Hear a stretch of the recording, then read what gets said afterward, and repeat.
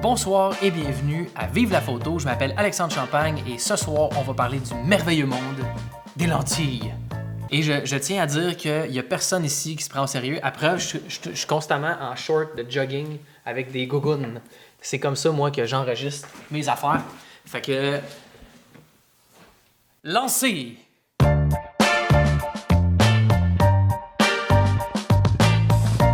Wow! Le merveilleux monde des lentilles. J'espère que vous allez, avec moi, venir vous promener tranquillement sur le trottoir ensoleillé du merveilleux monde des lentilles.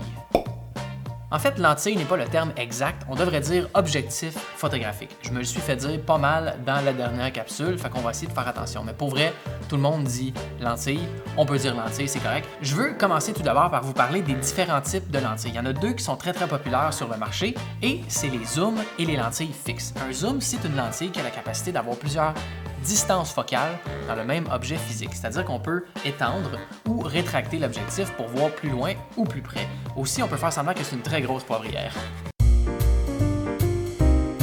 Ensuite, j'ai parlé des lentilles fixes. Les lentilles fixes, par exemple, comme celle-là ici, qui est une Canon 50 mm f1.2, cette lentille-là, elle est fixe, donc elle possède une seule distance focale. C'est-à-dire que le champ de vision qu'on a dans cette lentille-là va toujours être le même champ de vision partout, tout le temps. Les principaux éléments à considérer sur les lentilles sont la distance focale et l'ouverture de l'iris. La distance focale est exprimée en millimètres. Plus la distance focale est petite en millimètres, plus on voit large. Plus la distance focale est haute en millimètres, plus on voit serré et loin aussi. Ça veut dire qu'une lentille de 8 mm va voir très large et qu'une lentille de 400 mm va voir très serré et très loin. Si par exemple j'ai une personne qui est vraiment loin avec un arc à flèche puis qui me vise, puis que je veux prendre une photo de cette personne-là, sans que cette personne-là m'atteigne dans le chest avec une flèche en feu, je peux prendre une 400 mm puis me tenir bien loin puis faire des photos pendant qu'elle essaie de me tirer dessus. L'exemple est vraiment absurde, mais moi ça me fait rire. La deuxième chose qu'il y a à considérer par rapport aux lentilles, c'est leur ouverture ou potentiel d'ouverture. Par exemple, celle-là ici, c'est une Canon 50 mm f1.2, j'en ai parlé dans la dernière capsule. Celle-là peut ouvrir à f1.2. Plus le chiffre est petit, plus on ouvre grand, plus le chiffre est grand, plus on ferme petit. Si jamais vous voulez plus d'informations sur l'ouverture d'une lentille, j'ai tout ça dans la première capsule que j'ai faite qui s'intitule « Les bases de la photo ». Passons maintenant, si vous le voulez bien, au chapitre où j'explique comment fonctionnent les lentilles et quels sont leurs effets sur les perspectives. Premièrement, il faut savoir que le champ de vision d'une lentille, comme je disais au début, est déterminé en millimètres. L'œil humain a une distance focale d'environ 50 mm. Ça veut dire que ce qu'on voit, comme ça avec nos yeux dans la vie, va équivaloir à une lentille 50 mm posée sur un appareil 35 mm. Oh, attention, 50 mm la lentille, 35 mm l'appareil, mais qu'est-ce que c'est? Est-ce que ça donne 85 mm ou est-ce qu'on les soustrait? Que faire? Dans le fond, quand on parle d'un appareil photo 35 mm, un appareil photo numérique, on parle d'une équivalence à un 35 mm parce que le capteur a exactement la même grosseur que de la pellicule 35 mm. En mettant une lentille 50 mm sur un capteur 35 mm plein format, on obtient une distance focale de 50 mm. Par contre, sur certains appareils, il y a des capteurs qui sont plus petits. On a à ce moment-là ce qu'on appelle en anglais un crop factor ou un facteur de recadrage. Ce que ça veut dire, c'est que si on met une lentille de 50 mm sur un capteur qui est plus petit, soit un capteur de 1.6x, ça veut dire qu'il va falloir faire 50 fois 1.6 pour avoir la nouvelle distance focale de la lentille. Donc, une 50 mm va tourner autour d'une 85 mm, par exemple avec un appareil qui a un capteur de 1.6x. 50 fois 1.6, 85, 50 fois 1.6. Ce qui veut dire qu'avec la même lentille, sur deux appareils différents, on n'aura pas la même distance focale. La 50 mm va voir de plus près sur un petit capteur, puis elle va voir de plus loin sur un capteur plein format. L'inverse est aussi vrai sur des appareils format moyen ou grand format. Par contre, elles sont moins accessibles, ces caméras. Maintenant, j'aimerais vous montrer qu'est-ce que les lentilles ont comme effet sur les perspectives à travers un portrait. Ce que j'ai fait, c'est que j'ai pris un ami à moi et je l'ai photographié avec toutes les focales possibles, les plus standards, entre 8 mm et 400 mm. On aurait pu aller plus loin, on aurait pu aller moins loin. Par contre, je trouvais qu'on allait comprendre assez bien entre les deux. Et des lentilles comme ça, c'est quand même assez rare à trouver. 8 mm, 400 mm, ça court pas les rues, comme on dit en espagnol. Alors, regardons ici la première photo de mon ami Oli que j'ai pris pendant son chiffre de travail pour lui dire « Hey, j'aimerais ça faire des photos de toi dans un parking. » Il a trouvé ça super étrange, mais il a accepté. Donc, première photo, j'ai fait ça avec une 8 mm. Oh boy! Moi, je vous suggère, quand vous faites des portraits, de ne pas prendre une 8 mm.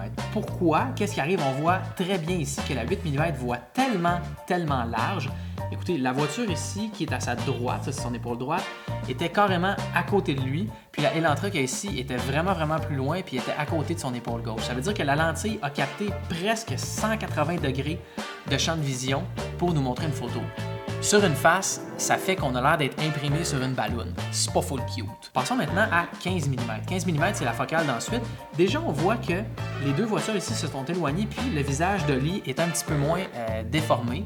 Donc, on voit que Holly a moins l'air d'une personne qui a été tapée sur une balloune. Troisième focale, on tombe déjà ici à 24 mm. Vous voyez, on va passer de 8 mm à 24 mm, ça veut dire 3 fois la distance focale. Puis déjà, les traits d'Holly sont un petit peu meilleurs. On voit ici qu'il y a une voiture qu'on ne voyait pas tout à l'heure. Regardez bien. Je vais vous montrer où était. Ça, c'est un camion qui est juste là. Le camion qui est là réapparaît dans cette photo-là ici, mais les proportions ont été gardées. Puis regardez aussi l'arbre derrière, comment il a réagi. Si je passe de ma photo de 8 mm, ici en arrière, qui couronne un peu la tête d'Holly, à la photo en 24 mm, on voit ici que l'arbre a vraiment plus pris de l'ampleur. Okay? Si on continue à monter dans les distances focales, on arrive à 35 mm. 35 mm, c'est une de mes focales favorites pour faire du portrait. Je trouve que ça déforme juste un peu, mais ça donne l'impression qu'on est plus près du sujet aussi. Puis si on veut prendre une face au complet, il faut s'approcher un peu plus. Et moi, j'adore faire des portraits quand je suis près de mes sujets. Regardez l'arbre, comment il se comporte en arrière. On ne voit plus du tout les voitures, les chaînes de trottoir et tout ça. Il n'y a absolument plus rien. On va monter à 50 mm. 50 mm, c'est la distance focale normale. Puis regardez ici, une goutte de pluie. Il pleuvait cette journée-là, c'était fantastique. Donc 50 mm, c'est ce qu'on appelle une distance focale standard. Déjà là, on voit que les proportions du visage sont beaucoup mieux respectées que par exemple la 35 mm. On voit que c'est un petit peu rond ici. Si je m'étais approché un peu plus, on aurait pu mieux percevoir la distorsion, mais par contre 50 mm, on est déjà un peu plus droit. Quand on va passer au-dessus de 50 mm, vous allez remarquer vraiment que là, les traits sont extrêmement droits. Moi, j'aime moins les focales qui se trouvent en haut de 50 mm parce que je trouve qu'on est un peu trop concis dans le cadre. Je me sens un peu claustrophobe là-dedans parce que je trouve que pour des portraits, une 50 mm, c'est vraiment l'idéal. Il y a des gens qui préfèrent les 85, des gens qui préfèrent les 135, des gens qui préfèrent les 200. Mon goût à moi, c'est vraiment la 50 et ça peut être pas votre goût à vous ou votre goût à vous, peu importe. C'est vraiment vous qui décidez. En photo, tu fais bien que tu veux. Donc 70 mm comparativement à 50, on voit que l'arbre derrière, c'est vraiment juste là qu'on peut voir la différence, l'arbre derrière semble se rapprocher du sujet tranquillement et on va passer à 85 mm. L'arbre encore semble s'être rapproché encore plus et ainsi de suite, 100 mm, 135, 200, 300 et 400. Plus on va monter dans les distances focales, c'est-à-dire à partir de 100 mm jusqu'à 400, 500, 600, plus on va monter, plus on va avoir l'impression que l'arrière-plan s'écrase derrière notre sujet. Regardez l'arbre ici à 400 mm.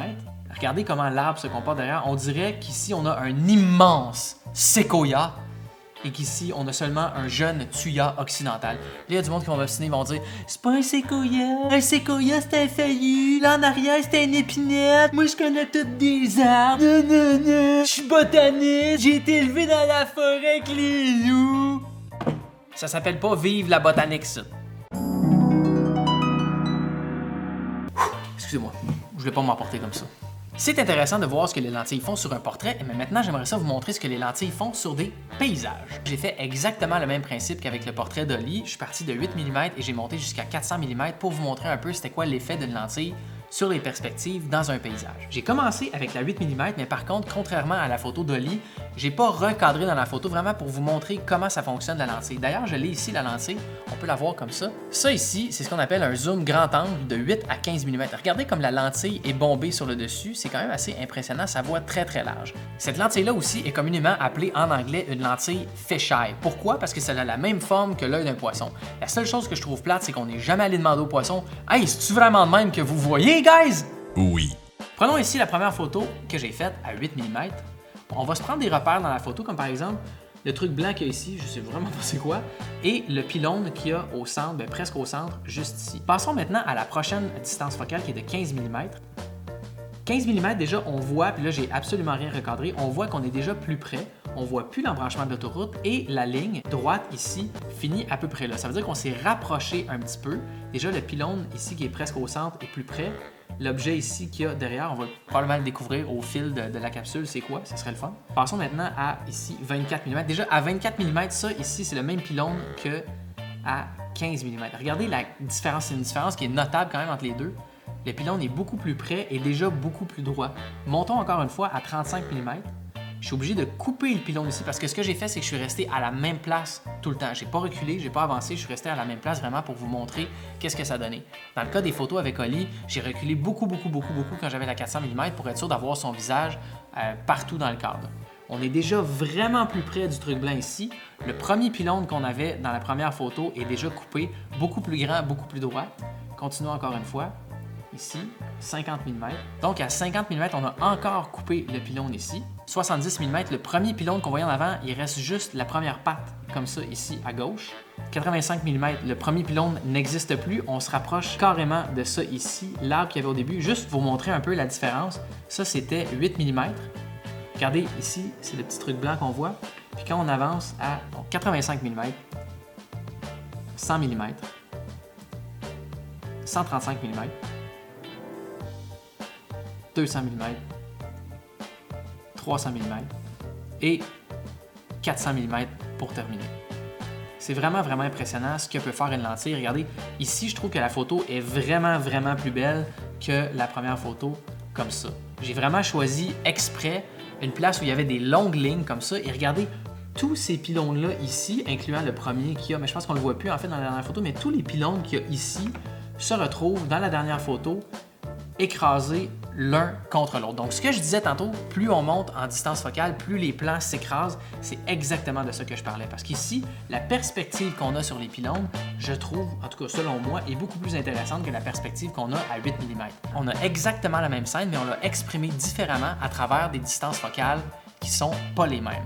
Alors, essayez de penser à ça la prochaine fois que vous prenez une photo. Qu'est-ce que ça donnerait si j'avais une 400 mm versus qu'est-ce que ça donnerait si j'avais une 8 mm? Dernière chose, on me pose souvent la question, est-ce que ça vaut la peine d'investir sur une lentille plutôt que sur un appareil? Moi, je pense qu'à appareil équivalent, il va y avoir des meilleures photos qui vont être faites avec des meilleures lentilles. Honnêtement, si vous ne savez pas quoi acheter entre un nouvel appareil ou une nouvelle lentille, prenez vos sous, mettez ça sur une lentille.